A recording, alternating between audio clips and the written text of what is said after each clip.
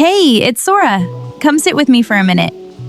I want to ask you something, and I want you to actually sit with it before you answer.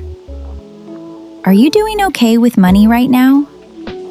Not great, not I'm rich, just okay, stable, getting by, maybe even a little ahead. If your first instinct was to say no, I want you to hold that feeling, because I had the exact same instinct for years, and I was wrong. Here's what I noticed. Every time I thought I was behind, I was measuring myself against someone else. A friend who bought a house, a coworker who seemed to eat out every night, someone online whose life looked expensive and effortless. And in that comparison, I always came up short. But here's the thing nobody told me. There are two completely different games happening at once. Most of us are playing one while quietly wishing we were winning the other. So today, let's talk about the signs that you're actually doing well. Not by society's scoreboard, by the one that actually matters. Okay, here's the part that surprised me. There are two money games running at the same time, everywhere, always. And almost no one tells you which one you're in. The first game, let's call it the status game, is the one you can see. Your car, your clothes, your neighborhood, your Instagram. It's the game where success is measured by what other people can observe about your life. And it has one sneaky, exhausting rule built in. Someone always has to be behind for the game to feel meaningful. Which means even when you level up, you just find a new group to compare yourself to. The benchmark moves. The feeling of not enough never leaves. The second game is quieter, almost invisible. You could call it the wealth game, and it lives entirely behind the scenes. It's the money you save and nobody sees, the debt you quietly paid off, the small emergency buffer sitting in an account, doing nothing dramatic, just waiting, the skill you invested in that will matter in 3 years. None of this shows up in a photo. None of it gets a congratulations. But here's what I didn't realize for the longest time. You can be genuinely winning the second game while feeling like you're losing the first. And because the first one is so loud, so visible, so constantly in your face, most people never stop long enough to check their score in the one that actually matters. So, what's the Ikigai move here? Notice which game you've been measuring yourself by. That's the whole first step. Just notice. Let's sit with that for a second. Because once you switch which game you're watching, some signs that you're doing well start appearing that you probably walked right past. The first one, you spend less than you earn. I know that sounds almost too simple to count, but I want you to really hear it, because a significant portion of people are doing the opposite right now. Not out of laziness, out of a system that makes overspending the default, the easy path, the automatic setting. If your spending isn't outrunning your income, that is not nothing. That is foundational.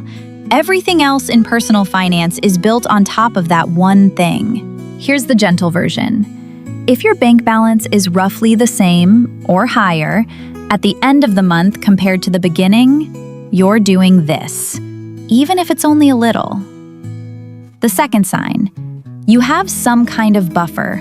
It doesn't have to be 6 months of expenses.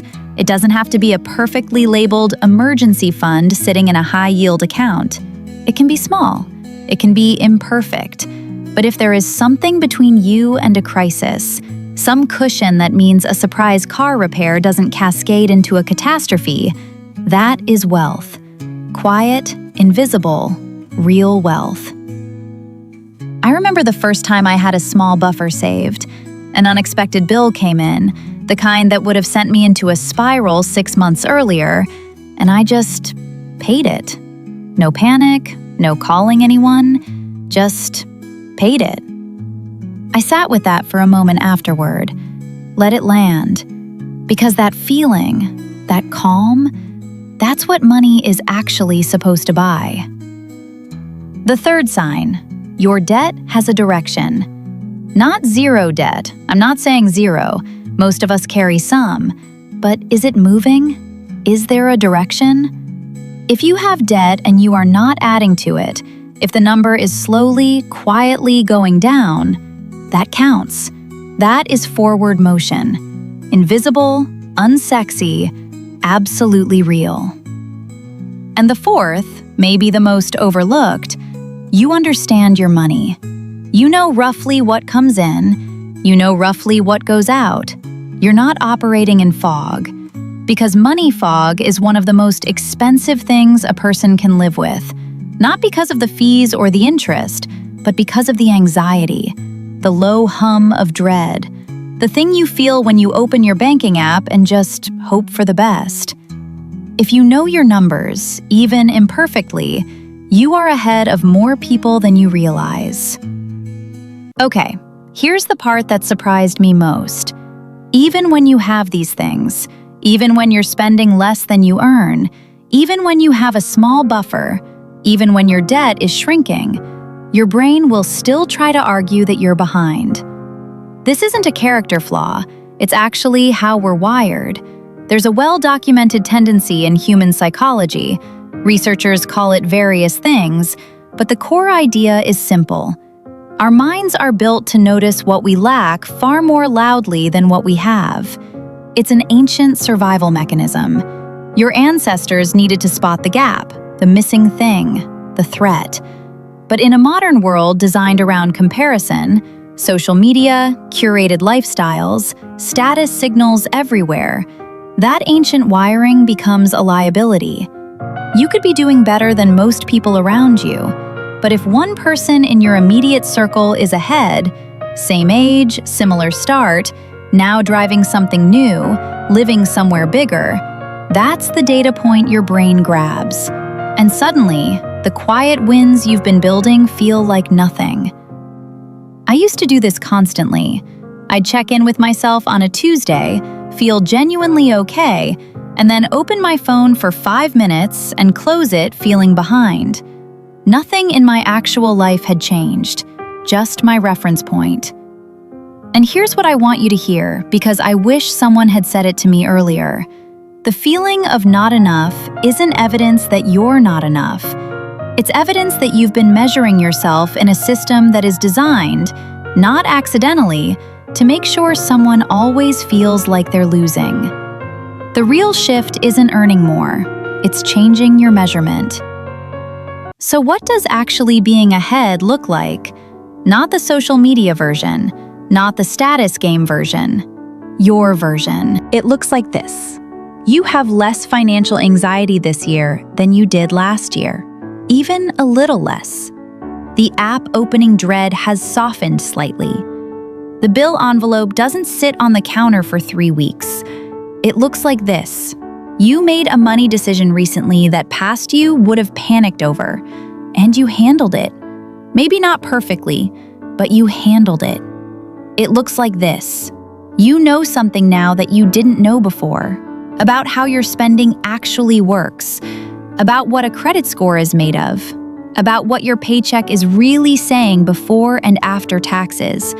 Knowledge you built yourself, one small thing at a time. These aren't dramatic milestones. They're not going to photograph well. Nobody is going to throw you a party for, "My debt is going in the right direction," or "I finally have a small emergency buffer." But I think we have to stop waiting for the party. Here's the gentle version. Once a week, I write one thing in my diary that is quietly going right with my money. Not because it's going perfectly, because the wins I don't acknowledge are the wins I forget. And then I wonder why I never feel like I'm making progress. You might be making a lot more progress than you think. So let's go back to where we started. That question, are you doing okay? If you spend less than you earn, even a little, you're doing something most people struggle with. If you have any kind of buffer between you and a crisis, however imperfect, that is real, quiet wealth. If your debt has a direction, even a slow one, you're moving.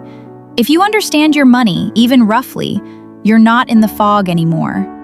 These aren't consolation prizes. They're the actual game. the one with a finish line that can belong to you. Real wealth, I've come to believe, isn't about looking rich. It's about the feeling you get when an unexpected bill arrives and your shoulders don't drop. When you open your banking app and feel neutral, maybe even calm. When you stop checking what everyone else has and start checking in with where you actually are. That feeling, that low hum of being okay, of being in control, of knowing your numbers and trusting your direction. That's it. That's what we're building toward here. Not a number, a feeling. I used to open my banking app and close it as fast as I could. These days, I let it load. I look at the numbers, I write something down, and I feel my shoulders drop, just half an inch. You might be closer to that than you think. Small steps, big calm. Find your money Ikigai. See you next time.